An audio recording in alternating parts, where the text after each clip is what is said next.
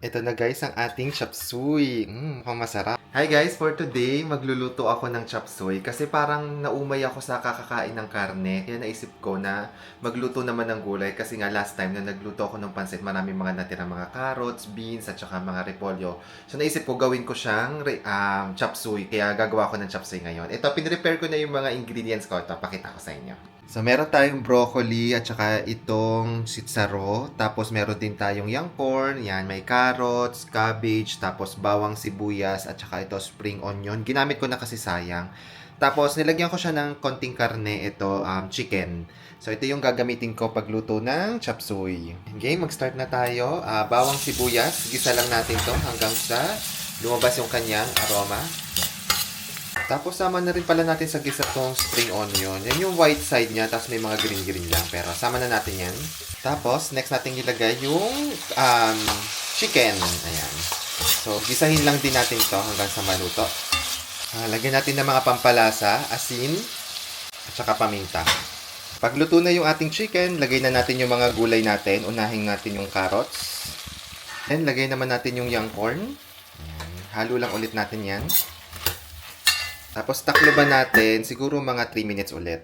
Silip-silipin din natin, tsaka halu-haluin. Tapos nilalagyan ko siya ng konting tubig para hindi masunog yung ilalim niya. Then yung next na ilalagay natin ay itong sitsaro tsaka yung broccoli. Tapos halo lang ulit yan. Kung napansin nyo guys, hindi ko siya masyadong nilagyan ng mga pampalasa kasi yung ilalagay ko dito ay itong crab and corn na nor. Tinuro lang to sa akin ni mama or ni uncle na ito daw yung try ko sa chop suey, masarap din daw. So, tutunawin ko lang to sa tubig tapos ito yung ihahalo natin. So, ito yun guys. Ito yung gagamitin natin pang slurry niya. So, ilagay na natin to. Ayan guys, di ko na pala napakita na ilagay ko na yung nor crab and corn dito. Yan, nilagay ko na siya dyan. Tapos, pakuluin lang natin yan hanggang sa maluto yung nor. Tapos, medyo okay na rin naman yan, mga ilang minutes lang. And yung last natin, lagay na natin yung ating mga repolyo. So, ayan. Haluin lang natin yan, tapos takloban. And then, mga 1 to 2 minutes, okay na siguro yan. Ito na guys, ang ating chop suey. Mukhang masarap. Actually, titingnan ko siya. Okay na yung lasa niya para sa akin. Ang problema, hindi ako nakapagluto hindi ako nakapagsaing, kaya ayun. Mamaya pa tayo kakain. Pero okay lang, medyo busog pa ako kasi nag-breakfast naman ako. So, ito is lunch ko. So, hintayin natin maluto yung kanin tapos kakain na tayo.